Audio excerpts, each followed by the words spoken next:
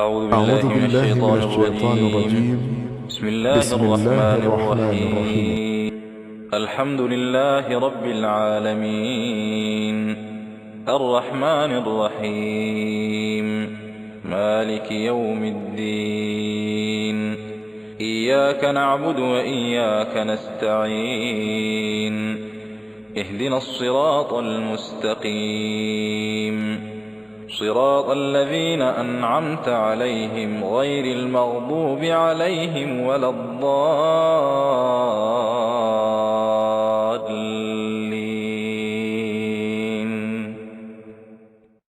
بسم الله الرحمن الرحيم. قل هو الله أحد الله الصمد لم يلد ولم يولد ولم يكن له كفوا أحد.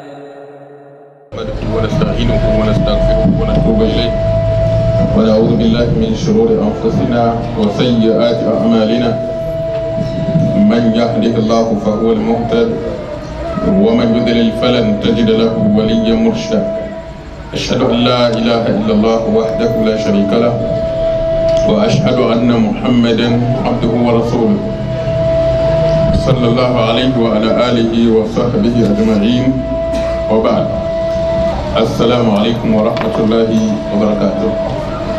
Muna godiya ga Allah tabaraka wa ta'ala wanda ya nuna mana wannan lokaci mai albarka a wannan majalisi na mai albarka, al-halaqatu salafiyyatu bi masjid al-imam al-bukhari, inda muke karanta littattafai irin na aqida ta ahli sunnah wal jama'a, wanda kuma yau shine daren farko da za mu soma karatun littafi na kitabun tauhid na Sheikh Salih bin Fawzan bin Abdullahi Fawzan, wanda kitabun tauhid wanda ya fi shahara shine na Ibn Abdul Wahhab.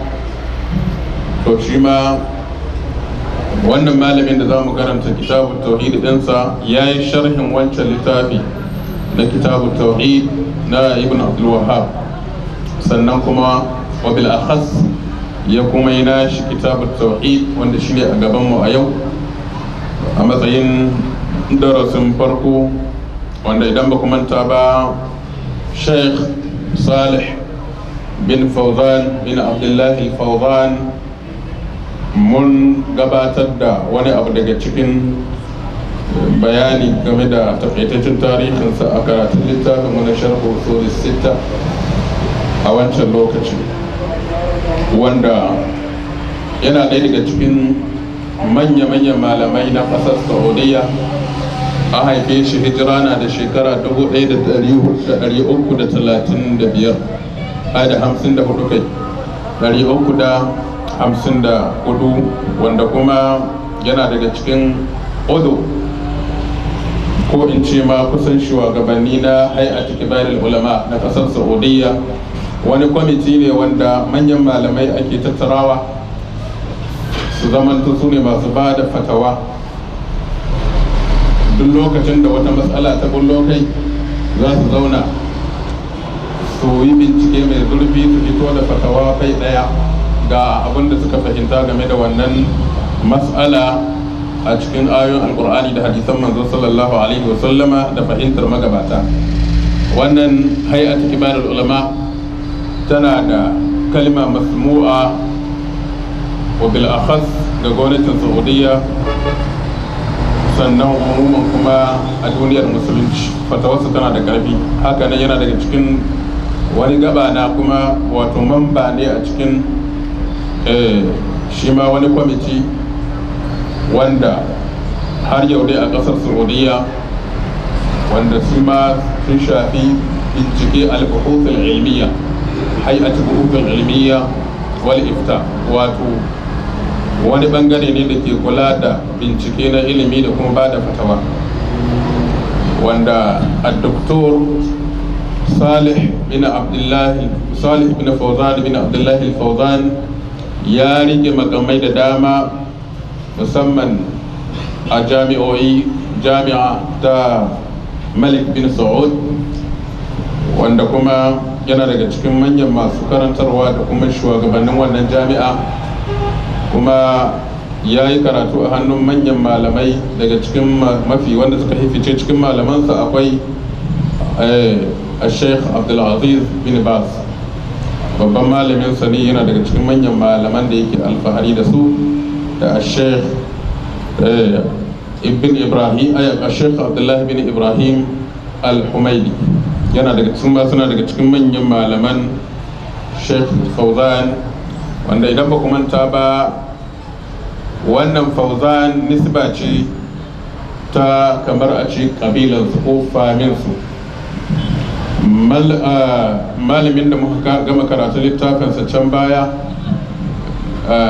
abin nan tashilul aqidatul islamiyya, wanda al-doktor Abdullah Sheikh Salih bin Abdulaziz al-Fauzan, bambancinsu shine wajen mahaifansu, amma nisbarsu tana cikewa zuwa guri daya. Shi sama a wancan lokacin da shi wannan walamin ya rasu, an kai sanar cewa kaman wancan ne ya rasu, wanda wancan mun gaya muku a bara ya rasu, kuma bai kai bara ba ma, ba a jima ba, cikin bai kai wata 4 da suka wuce ba ina ji, ko 5 da ya rasu. To wannan malami ya yi wallafe-wallafe da dama, daga ciki akwai littafinsa mujalladi guda 2 shi ma na aqida, al-irshad ila sahih al-i'tiqad, wanda yana daga cikin manyan littafansa da suka yadu a duniya. Sannan ya yi littafi wanda ya shafi al-khutab al-minbariyya fi munasabati, wanda yake yana da alaka ne da munasaba, in an samu wani lokaci kamar Ramadan ko hajji ko abin nan, yana lura da wannan wajen rubuta khutubarsa. Ya yi littafi wajen mujalladi guda 4 akan wannan bangaren. Wato littafi ne wanda yana da matukar muhimmanci shi ma, musamman ga limamai masu khutba suka amfana da shi. Sannan yana da darussa da muhadarori wanda yake gabatarwa, kuma shi ma yana daga cikin manyan malaman da galibi akan rubuta wato muhadarorinsu a mayar da su littafai. Kamar da muka gaya muku, Sheikh bin Usaimin ya fi shahara da wannan, wato ɗalibansa sun fi ƙoƙari wajen wannan fannin na mayar da laccocinsu su zaman to littafi mai zaman kansa. Amma shi wannan yana da ta'alifat da dama wanda ba sai mun yi bayani a kai ba. Za mu karanta muqaddima ta sa game da wannan kitabut tauhid. Wannan kitabut tauhid ya yi masa tsari kamar da za mu zo mu gani na babubuka da kuma fusul. Kowane babi yakan ajiye fasali a karkashinsa, wanda waɗannan fasulla kuma su ma suna da waɗansu ɓangarori ko gaɓoɓi da yake shimfiɗawa karkashinsu. Shi yasa ma aka yi ƙoƙarin mayar da shi a matsayin littafi wanda yake muƙarrar a ma'ahid da kuma jami'o'i.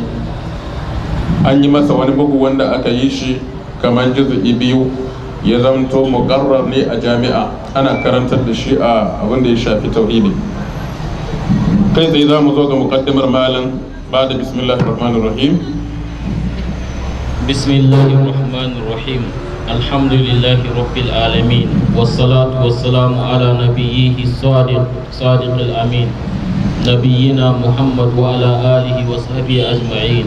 وبعد، فهذا كتاب في علم التوحيد، وقد راعيت فيه لاختصار مع سهولة العبارة، وقد تقبسته من مصادر كثيرة من كتب أئمتنا الأعلام، ولا سيما كتب الشيخ الإسلام ابن تيمية، وكتب العلامة ابن القيم، وكتب شيخ الإسلام محمد بن عبد الوهاب وتلاميذه من أئمة الدعوة المباركة.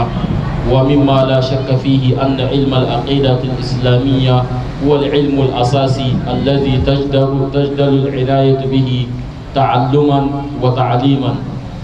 وعملا بموجبه لتكون الأعمال صحيحة مقبولة عند الله نافعة للعاملين، خصوصا وأننا في زمان كثرت فيه التيارات المنحرفة، تيارات الإلحاد وتيارات الصوفية والرهبة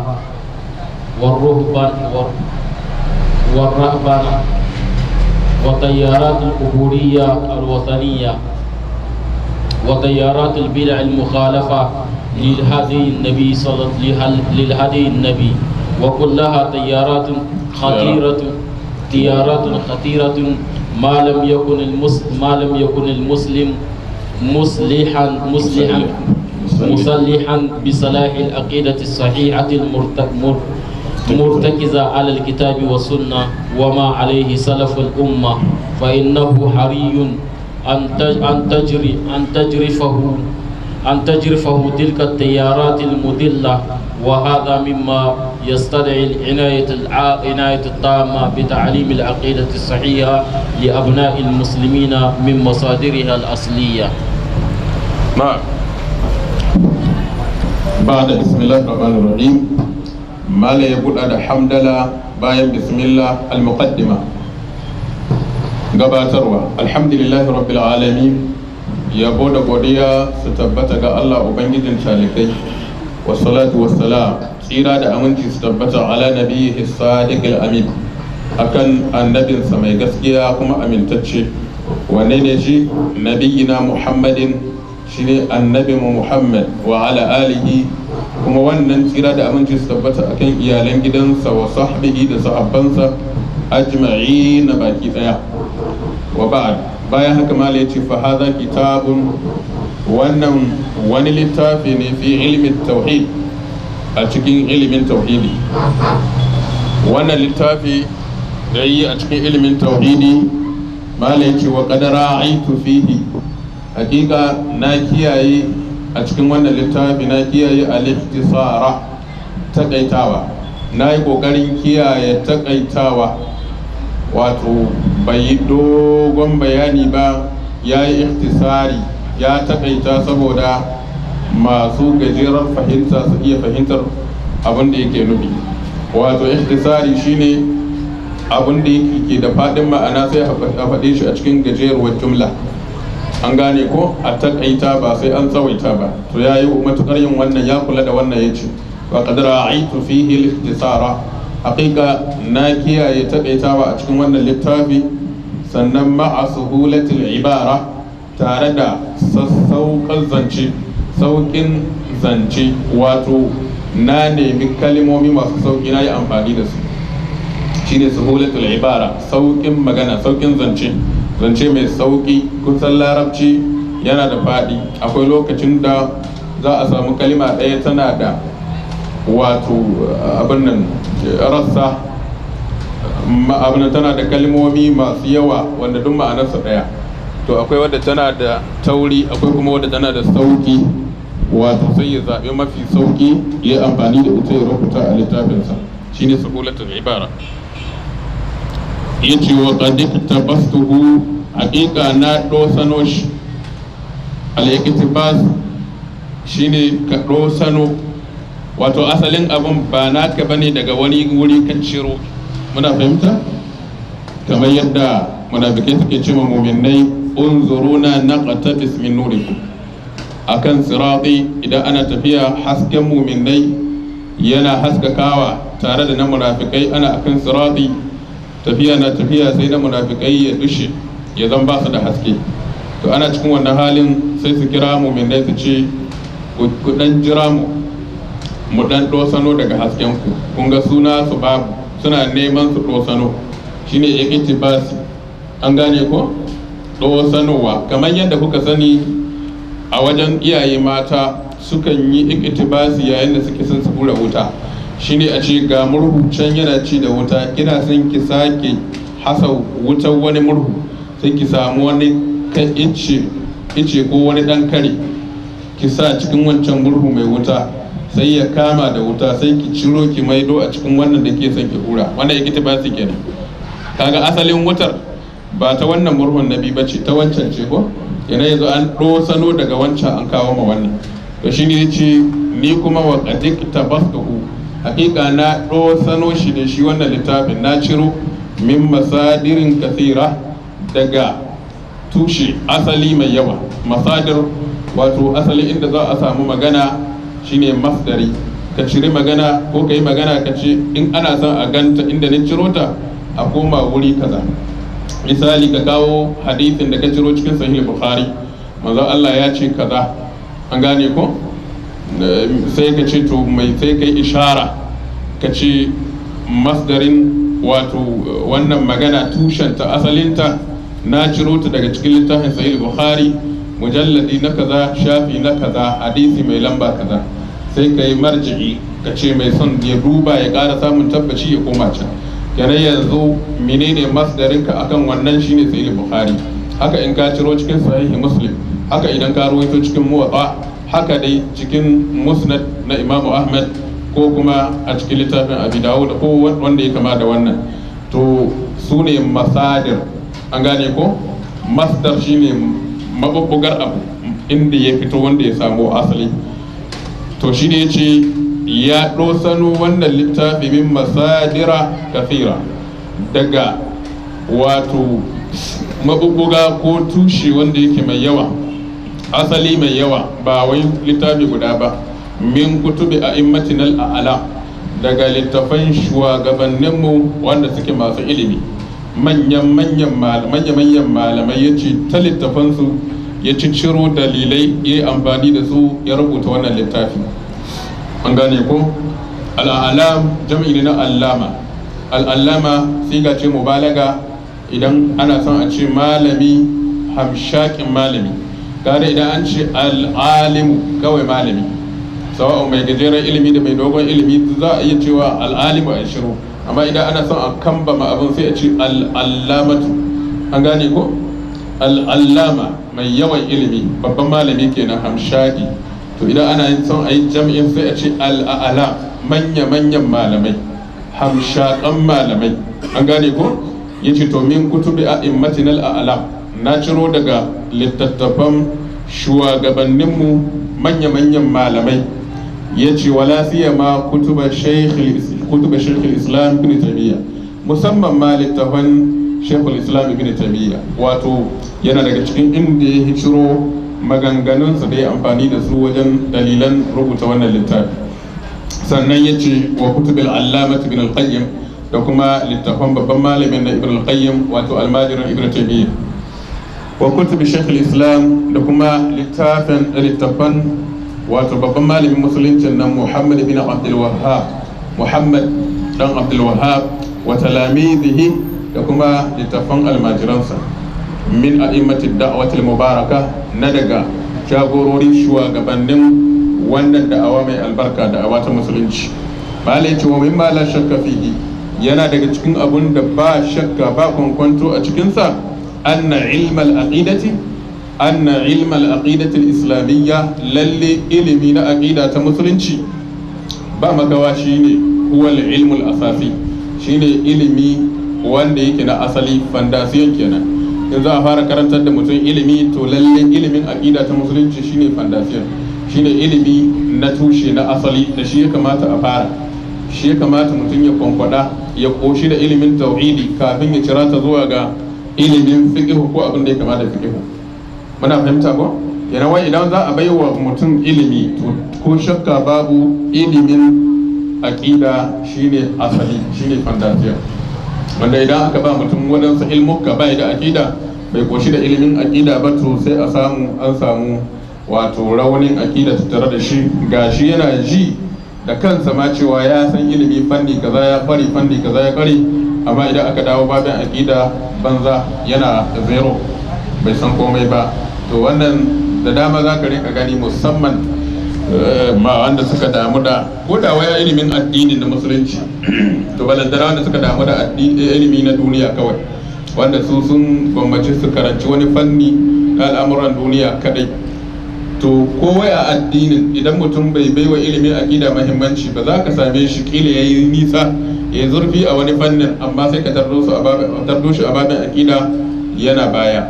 Kaga wannan kuma ba a ce ko ina ba abin nan ba ta gasu ba ta kone kenan. Malai yace shine alladhi tajduru al-inayatu bihi, shine wanda ya cancanta a kula da shi, shi ya dacewa a kula da shi ilimin aqida. Kulawa da shi ko ta'alluman wa ta'aliman, wajen koyon shi da karantar da shi. Wato a kula da ilimin aqida wajen a rinka koyon shi, a kuma kula da shi wajen a rinka koyar da shi. Ta'alluman wa ta'aliman, wajen koyo shi da kuma koyar da shi, wa amalan da kuma aiki. Wato wa amalan bi mujibi, da yin aiki da abun da yake wajabtawa shi ilimin aqida. Idan ka koye shi to lalle ne a ga ka kwabbaka shi a aikace, kana aiki da abun da yake wajabtawa, abun da ya hana ka nisanci wannan abun da ya wajabta ma ka aikata kuma ka aikata. Yin hakan shine zai zamanto litakunal a'malu sahihatan, domin ayyukan bayi su zamanto ingantattu ne, maqbulatan kuma karbabu ne inda Allah a gurin Allah. Wato idan mutane suna da ilimin aqida sun karantar da shi sun kuma yi aiki da shi, to za su yi aikin su ya zamanto karbabbe. Sanin kowa ne wanda baya da aqida duk aikin da yayi Allah ya ce wa qadimna ila ma amilu min amalin faj'alnahu haba'an mansura. Za mu gabaci duk abin da suka aikata maras aqida, mu wayi gari wannan abin ya zamanto wato mu mayar da shi kura a bashekewa.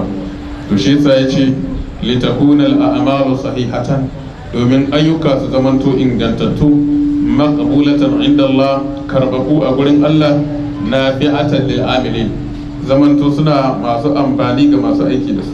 Wanda ya aiki zai ci amfanin wannan aiki na shi. Khususan musamman ma ya ce wa annana fi zamani, mu dinnan muna cikin wani zamani wanda kasurat fihi tiyaratul munharifa,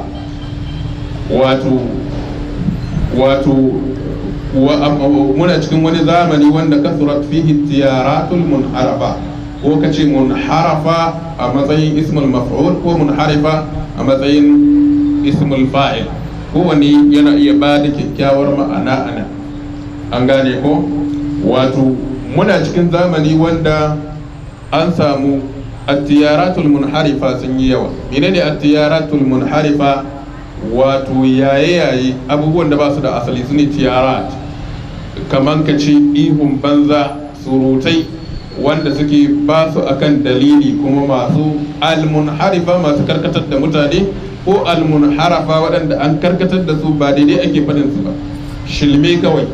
An gane ko muna cikin zamanin da yaye wanda ke karkatar da mutane yayi yawa, ana yayo abubuwa ana shigar da su a cikin aqida. Malai ce tiyarul ilhad, yaye ne wuce gona da iri. Ilhad, aqida ta ilhadi shine aqidar ba Allah. An gane ko?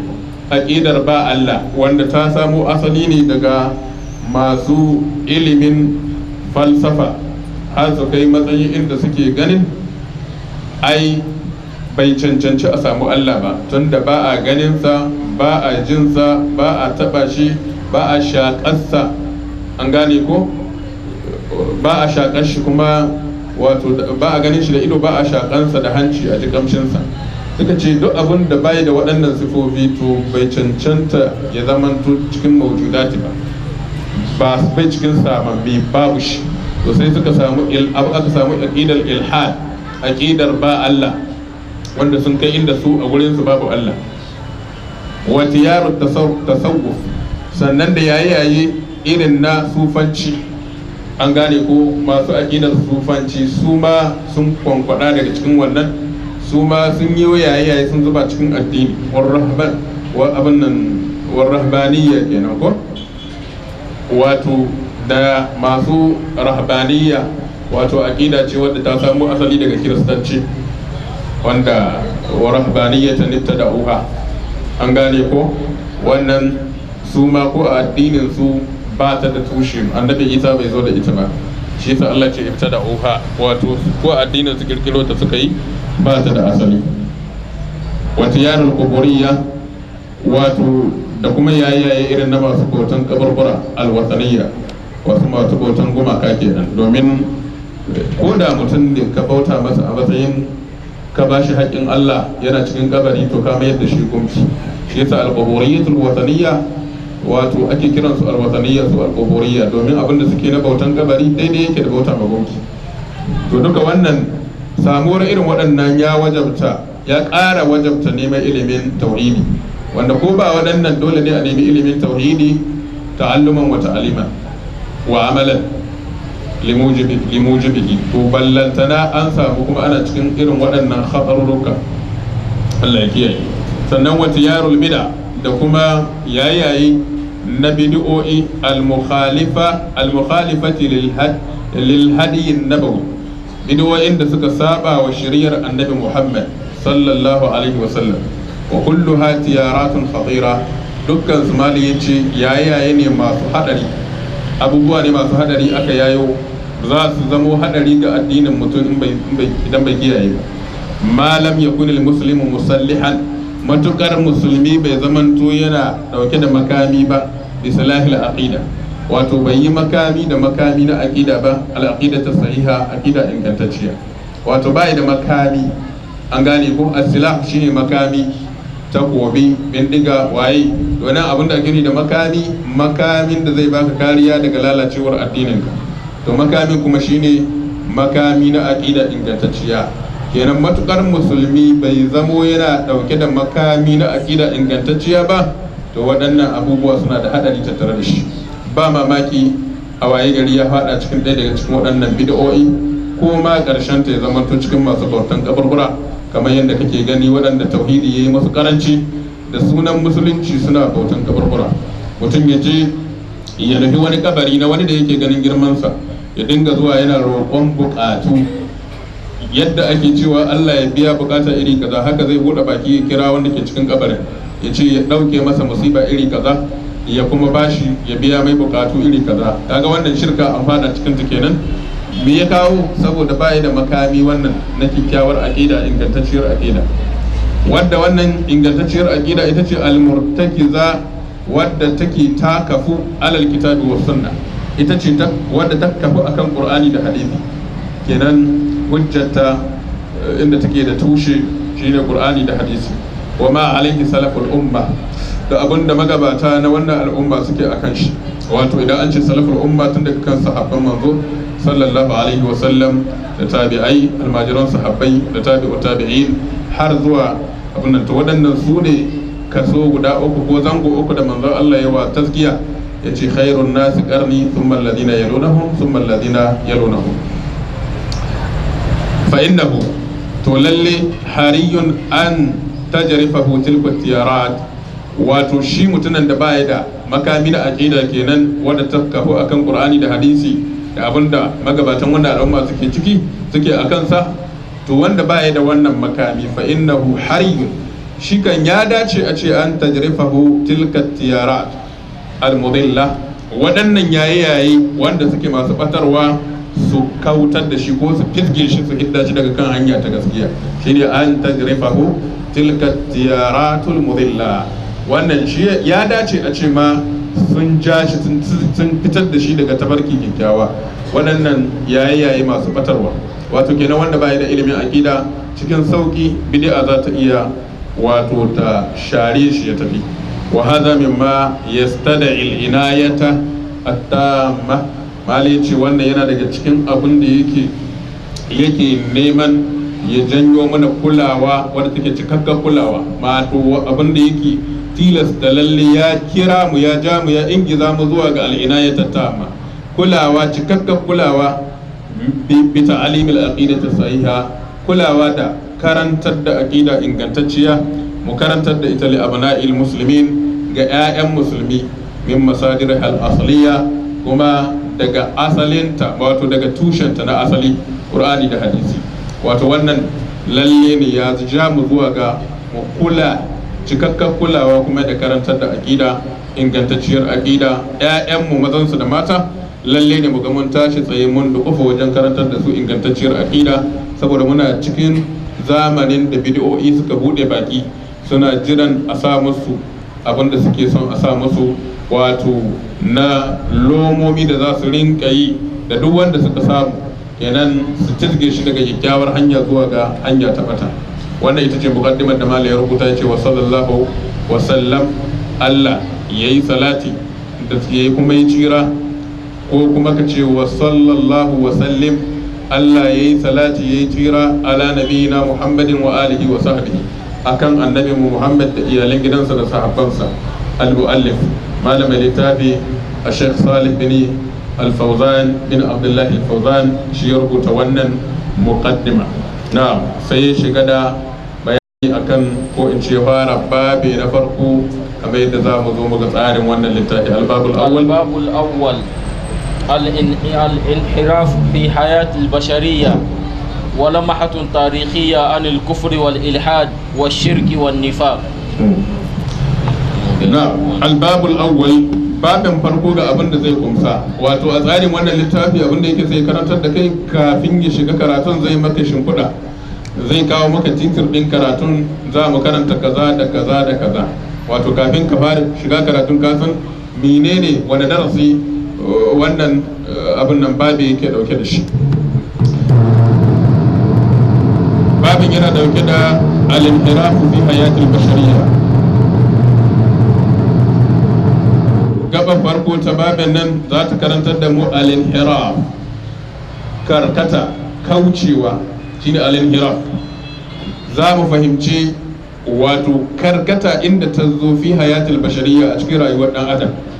Yaushe ne dan adam ya fara karkacewa, ina ne karkata ta fara shigo masa, kenan ciki zai karantar da mu. In mun zo babin za mu shiga mu ga asalin dan adam yana kan daidai, ita karkata ita ce baƙuwa, bata ita ce baƙuwa.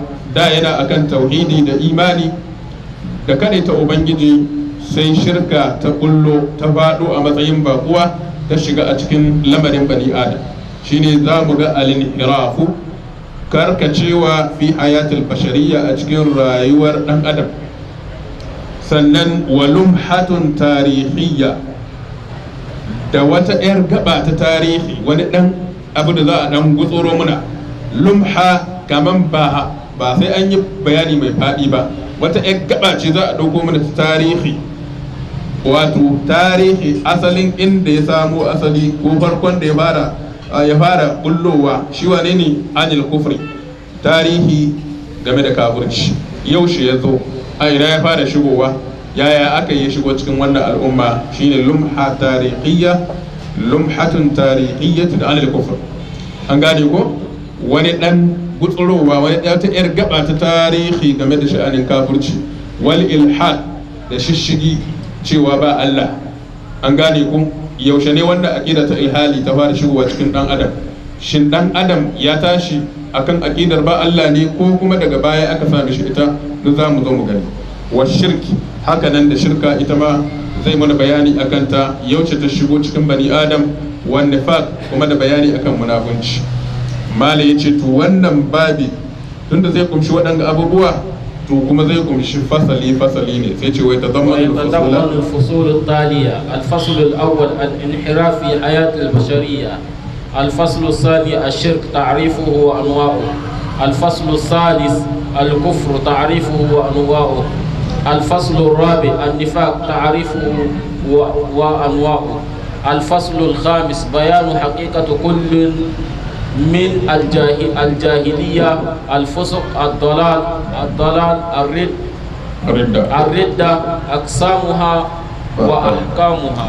نعم. tunda haka ne wannan babi shi kuma wa yatadammanu al-fusul at-taliya, zai kumshi wato fasulla masu zuwa kamar haka. Fasl kaza, fasl kaza, fasl kaza. Karkashin wannan babi za mu ga fusul. Al-fasl al-awwal, fasalin farko da zai kumsa shine al-inhirafu fi hayatil bashariyya. Fasalin farko abin da zai karanta da mu kenan, karkata a cikin rayuwar bani adam, a cikin rayuwar dan adam. Yaushe karkata ta shigo, shine abin da zai karantar da mu. Al-fasl ath-thani, fasali na biyu shi kuma zai karantar da mu ash-shirku, zai karantar da mu shirka. Ciki zai karantar da mu ta'arifuhu, neman sanin mecece shirka, wa anwa'uhu da kuma neman sanin nau'ukan shirka da nau'ukanta. Kenan ciki za mu san shirka ba kala guda ba ce, nau'i ce ta fuskar girmanta da kuma wato nau'antuwarta zamu wata kala. Al-fasl al-thalith, fasali na uku shi ma idan mun zo zai karantar da mu al-kufr, kafirci. Menene kafirci? Ta'arifuhu wa anwa'uhu, shi ma zai karantar da mu, zai sanar da mu shi kafircin da kuma nau'ukansa. Al-fasl al-rabi, fasali na hudu shi kuma zai karantar da mu an-nifaq, wato dan uwan kafirci shine munafunci. Shi ma za mu zo mu ga ta'arifuhu wa anwa'uhu, neman sanar da mu shi zai sanar da mu menene munafunci kuma menene nau'ukan munafunci, shi ma ba kala guda bane. Al-fasl al-khamis, halau cikin wannan babi za mu ga fasali na biyar, shi kuma zai karantar da mu bayanu haqiqati kullin. Shi kuma abin da yake dauke da shi bayanin haƙiƙanin dukkan waɗannan ababe da za mu ambata, min tun daga al-jahiliya. Menene jahiliya? Zai mana bayanin haƙiƙanin me ake nufi da jahiliya. Al-fisqu, fasikanci. Menene fasikanci? Menene haƙiƙanin sa? Ad-dalal, bata. Zai mana bayanin shi kuma wannan fasali na biyar menene bata. Ar-riddatu, iyazan billah. Zai mana bayanin mecece ridda. Ita ridda zai mana bayanin aqsamuha wa ahkamuha, rabe-rabenta, kashe-kashen ridda da kuma hukumce-hukumcen ridda. Wannan babin shine kuma wato shine abin da zai kunsa ko fasali kenan. Al-fasl al-awwal, al-inhiraf fi hayat al-bashariyya. خلق الله الخلق لعبادته وهيأ لهم ما يعينهم عليها من رزقه. قال الله تعالى: وما خلقت الجن والإنس إلا ليعبدون ما أريد منهم من رزق وما أريد أن يطعمون إن الله هو الرزاق ذو القوة المتين. نعم. الفصل الأول، فصل فرقو زي كرنتر دمو الانحراف في حياة البشرية. karkata yadda ta zo a cikin rayuwar dan adam. Yaushe dan adam ya fara kauce ma hanyar gaskiya? Malai yayi muqaddima kafin ya kawo mana wannan tarihin. Sai ce mu sani khalaqallahu al-khalqa, Allah ya halicci halittu ne li ibadatihi domin su bauta masa. Da ya halicce su don bauta, wa hayya lahum ma yu'inuhum alaiha, ya kuma tanadar musu duk abin da zai taimake su alaiha akan wannan bautar, min rizqihi na arzikinsa. Muna fahimta? Wato da Allah ya yi mu ya ce kuna yi ku dan bauta, to sai kuma ya halitta muna, ya tanada muna abin da za mu ci mu rayu, mu sha mu rayu, iskan da za mu shaƙa dan mu rayu, dan mu samu ƙarfin bauta masa. Da bai ba mu waɗannan ababen ba, watakila da zai ce kawai ku bauta min, watakila mu ce to mun ji kace mu yi bauta, ina tuwo, ina ruwan sha, ina iskan da za mu shaƙa ko? To sai zamanto waɗannan ababen duk ya hore mana su, shi mu kuma sai ya ce mu bauta masa. Kamar kai ne ka ce ka sayo bawa don ya maka aiki, lalle idan noma kake bukatan ya maka, dole ka nemo masa wato kalme ko hauya da zai yi noma, haka ne kuma haka ba. Amma haka kawai yana matsayin bawan ka sai ka ɗauke shi ka kai gona ka ajiye, ka ce na kawo ka gona don ka yi mini noma. Yana da dama da zai ce ina hauya da zan yi noma ko ina kalmen da zan yi noma, ko bai da dama? To amma idan ka ɗauki hauya ko kalme ka danka masa, ka ce amshi na kawo ka gona dan ka ci gaba da noma, yanzu ga kayan aiki ga wurin aiki, baya da wata hujja sai ci gaba da yi, ko ba haka? To mu bani adam Allah ya halicce mu ne da mu da aljanu don bauta, to kuma sai ya tare dan muna abin da zai taimake mu mu rayu dan mu yi wannan bauta. Muna fahimta? Kenan kowa ƙarƙashin waɗannan ayoyi da za mu karanta dalili ne akan kowa, hujja ce akan duk wata halitta, musamman mutum da aljani, don ya san cewa me ya zo yi duniya. Qala ta'ala, Allah madaukakin sarki ya ce wa ma khalaqatul jinna wal insa illa liya'budun, ban halicci aljani da mutum ba sai don su bauta mini. Wato wannan lamu ta'ali da ce kamar an tambayi Allah limaza khalaqatul jinna wal insa, sai ce liya'budun. Don mi ka halicci mutum da aljani? Allah ya ce don ya bauta mini. Kenan ban halicce shi don komai sai don bauta. Bauta ita ce asalin dalilin zuwan dan adam da aljani a duniya. Bai zo komi ba dan bauta sai ya bauta. Wato abin da za ka fahimta a nan shine cewa duk wani abin da za ka yi lalle ne ya zamanto karkashin abubuwa ne waɗanda za ka aiwatar su zamanto hidima ga bauta Allah. kasuwanci Allah ya halitta maka, amma ka kyautata niyyarka dan ka nemi abin da zaka ci kai da iyalanka dan ku bauta ma Allah. Ka sa wannan niyyar, ta haka ne zaka samu ladar kasuwanci da kake yi. Aiki da kake idan kai ma'aikacin hukuma ne, ko aikin karfi kake yi, ko kuma wani aiki na hannu, ko duk wani abin da dai wani motsi wanda za ka yi wanda aka halitta ma don ka samu abinci, ka samu abincin kanka da na iyalinka, ka kyautata niyya cewa wannan abun hidima ce ga bautar Allah, ba shi ne dalilin zuwanka duniya. Kar ka ɗauka Allah ya yi wani don in yi kasuwanci, ko Allah ya halicce ni ne don in zama ma'aikacin hukuma kawai, ko Allah ya halicce ni ne don in zamanto manomi, ko in zamanto mai ɗinki, ko in zamanto a'a, wannan aikin naka da kai da shi don halittar Allah ne. Wallahu khalaqakum wa ma ta'malun. Kuma sannan ka san kawai Allah ya yi ma wannan, ya baka wannan dama ne dan ka ji karfin bauta masa. Shine wa ma khalaqatul jinna wal insa illa liya'budun. Sai Allah ya ce ma uridu minhum min rizqin. Su bayu bana nuhin wani arziki daga gurin su. Ban ce su yi kasuwanci ko su yi aiki su kawo mini kuɗi ba. Shine ma uridu minhum min rizqin. Sannan wa ma uridu an yut'imun, bana nuhin su ciyar da ni. Hasali ma inna Allah huwa razzaq, Allah shine mai arzatawa. Ar-razzaq sai ga ce mubalaga, shi ke bada kaɗan ya bada mai yawa. Dhul quwwati, kuma ma'abuci karfin da baya da misali. Al-matin, kuma Allah shine tabbataccen da baya gushewa. Mulkinsa baya kaucewa, baya gushewa. Wadatarsa bata gushewa.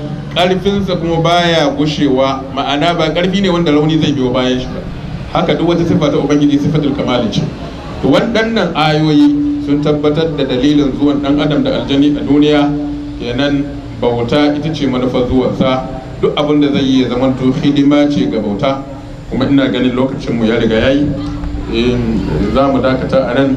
A darasi na gaba insha Allah za mu ji dalilai wanda suke ƙara tabbatar mana da wannan, da kuma wato asalin wato abin da yake asali game da bani adam, wato shine ya yi riko da wannan tauhidi, kar ya saki wato ya mutu ba yana musulmi ba. Allah ya samu dace.